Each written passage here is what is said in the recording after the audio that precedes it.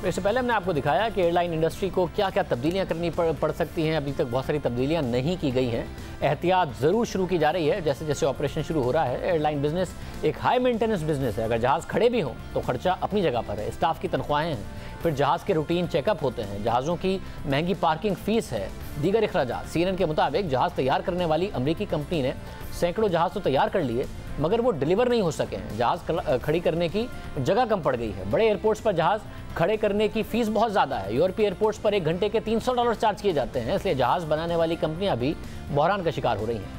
ये वो इदारे थे जो मुनाफे में जा रहे थे, मगर अब बहरान का शिकार है। जहाज़ तैयार करने वाली दो बड़ी कंपनियां, हमने आपको एयरलाइंस का बताया, अब एयरलाइंस को जो जहाज़ बनाकर देती हैं वो दो बड़ी कंपनियां बोइंग और एयरबस का कहना है कि उन्हें इस क्राइसिस की वजह से $2 अरब का नुकसान का सामना है। अगर जहाज़ तैयार करने वाली सबसे बड़ी कंपनी बोइंग की बात की जाए तो कंपनी के मुताबिक उसे साल के पहले 3 माह में तकरीबन $1.5 अरब का नुकसान हो चुका है, जिसकी वजह से वो बड़े पैमाने पर अपने अखराजात को कम करने का इरादा रखती है और अपनी पूरी वर्कफोर्स का 10% ख़त्म कर देगी, जिसके बाद 16,000 अफराद का रोज़गार ख़त्म हो जाएगा। बोइंग के CEO के मुताबिक 2019 की सतह पर फ़िज़ाई सफ़र की वापसी में 2 से 3 साल लगेंगे और कई साल के बाद जहाज़ तैयार करने वाली इंडस्ट्री तरक्की की तरफ दोबारा बढ़ सकेगी, क्योंकि कमर्शियल जहाज़ों की तैयारी में 15% की कमी आ गई है।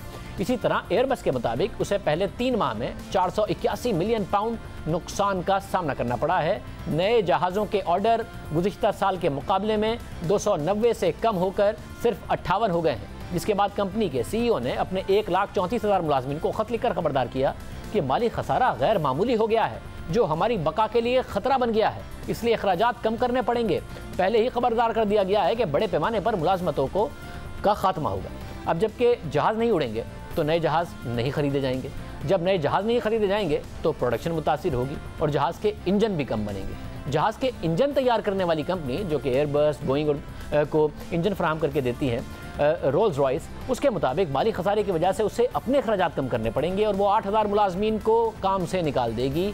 इसी तरह एक और जहाज़ के इंजन तैयार करने वाली कंपनी जनरल इलेक्ट्रिक की प्रोडक्शन मुतासिर हुई है और कंपनी ने खसारे के बाद अपनी 50% मुलाजमीन को निकालने का ऐलान कर दिया है। सिर्फ फ़ज़ाई सफ़र ही नहीं, बहरी सफ़र भी मुतासिर हुआ है। टूरिज़्म जगह जगह और नए नए तरीक़ों से इस वक्त मुतासिर हुआ है। 2018 में क्रूज़ शिप इंडस्ट्री ने दुनिया भर में $50 अरब का मुनाफा कमाया, मगर कोरोना वायरस से ये इंडस्ट्री भी बुरी तरह मुतासिर हुई है। 3 बड़ी क्रूज़ कंपनियां दुनिया भर में 80% क्रूज़ इन्हीं 3 कंपनियों का होता है। इन 3 कंपनियों ने ऑपरेशन रोका हुआ है और उनके शिप समंदर में खड़े हुए हैं, क्योंकि कोरोना वायरस की इब्तिदा में कुछ ऐसे वाक़यात पेश आए जिसके बाद हुकूमतों ने क्रूज़ शिप के दाखिले पर पाबंदी लगा दी। अमेरिका और बरतानिया ने जो सफरी पाबंदियाँ लगाई हैं उसमें बुजुर्ग अफराद को क्रूज़ का सफ़र करने से मना किया गया है और ज़्यादातर बूढ़े अफराद ही क्रूज़ में सफ़र करते हैं, इसलिए इन कंपनियों का 70% कारोबार मुतासिर हुआ है। इसी तरह कनाडा ने 1 जुलाई तक अपने मुल्क में क्रूज़ शिप के दाखिले पर पाबंदी लगाई हुई है। अब जबकि इन तीनों कंपनियों की आमदनी कम हुई तो उनके शेयर्स की कीमतों में 70 से 80% की कमी आ चुकी है और एक अंदाजे के मुताबिक 3 माह में इन कंपनियों को $750 मिलियन के नुकसान का सामना है और क्रूज़ इंडस्ट्री से वाबस्ता अफराद के बेरोज़गार होने का खदशा है। और इस वक्त अमरीकी कंपनियों को 9/11 के बाद सबसे संगीन चैलेंज का सामना है और छोटी कंपनियों के लिए बका का मसला बन गया है। कोरोना वायरस आने से पहले ये इंडस्ट्री मुनाफा बख्श इंडस्ट्री थी। एक अंदाजे के मुताबिक सिर्फ अमेरिका में तवक्को की जा रही थी कि 2020 में 1,40,00,000 मुसाफिर क्रूज़ से सफ़र करेंगे, जबकि 19 नई क्रूज़ शिप्स अपने बहरी सफ़र का आगाज़ करेंगी। मगर अब ये सब कुछ तब्दील हो गया है, क्योंकि जब कोरोना वायरस आया तो इब्तिदा में एक ऐसा वाक़या पेश आया जिसने क्रूज़ इंडस्ट्री को हिला कर रख दिया। फरवरी में दुनिया की सबसे बड़ी क्रूज़ कंपनी के जो क्रूज़ था डायमंड प्रिंसेस को जापान के साहिल पर क्वारंटीन कर दिया गया, क्योंकि इस क्रूज़ में एक मस्बत केस सामने आया और एक केस मस्बत आया तो तमाम मुसाफिरों को क्रूज़ में ही रहने की हिदायत कर दी गई। फिर इस क्रूज़ से 712 केसेस सामने आए और 10 अमवात भी हुई।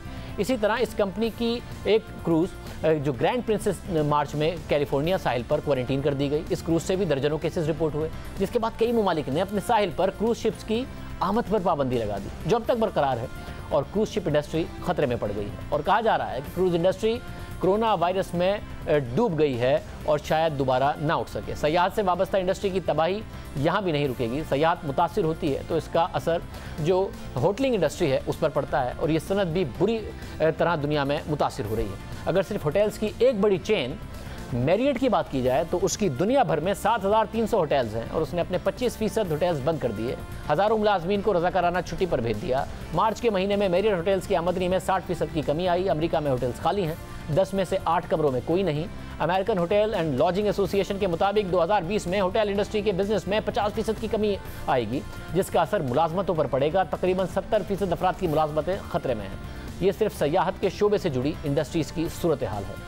अरबों डॉलर्स का नुकसान होगा, लाखों अफराद बेरोजगार हो जाएंगे, छोटी कंपनियां बंद हो जाएंगी, बड़ी कंपनियां मसाइल का शिकार हो जाएंगी, कई ममालिक की मईशतें बहरान का शिकार होंगी और जो मुख्तलिफ इंडस्ट्रीज़ हैं उसकी सूरत हाल तो हम आपके सामने रखते हैं। सिर्फ सयाहत से वाबस्ता इंडस्ट्रीज़ का हाल आप देख रहे हैं, जिसमें तकरीबन 32 करोड़ अफराद का रोज़गार वाबस्ता है और वो ख़तरे में नज़र आ रहा है। ये सब कुछ कोरोना वायरस ने किया। मईशतें खुल रही हैं तो उम्मीद करते हैं कि कुछ सूरत हाल बेहतर हो। इजाज़त दीजिए, अल्लाह हाफ़िज़।